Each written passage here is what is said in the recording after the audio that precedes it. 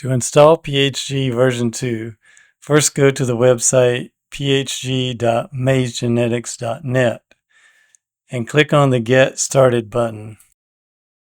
That will take you to the installation information, and we will be going through the quick start instructions.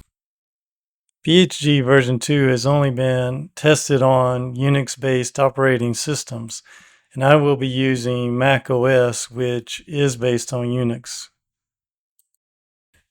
In order to run PHG version 2, you will need Java version 17 or higher.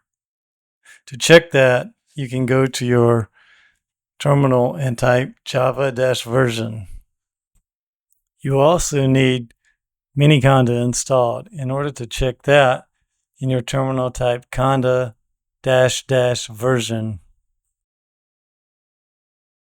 Make sure you have the libmamba-solver installed. Copy and paste these three instructions into your terminal, and that will install it for you.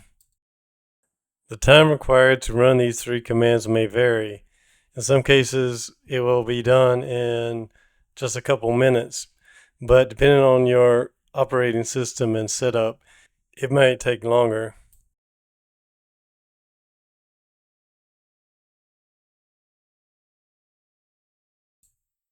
Next, pick a location on your file system to install PHG version 2.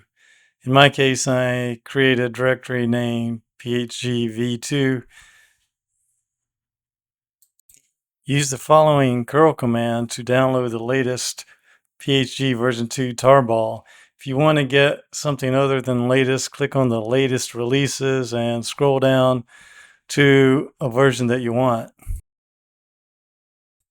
Using the tar extract command, untar the file that you just downloaded, and it will install PHG version 2.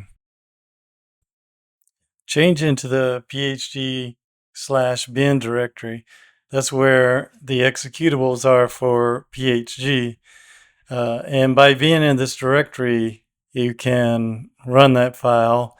If you can also add that directory to your path, and then you can run it from anywhere.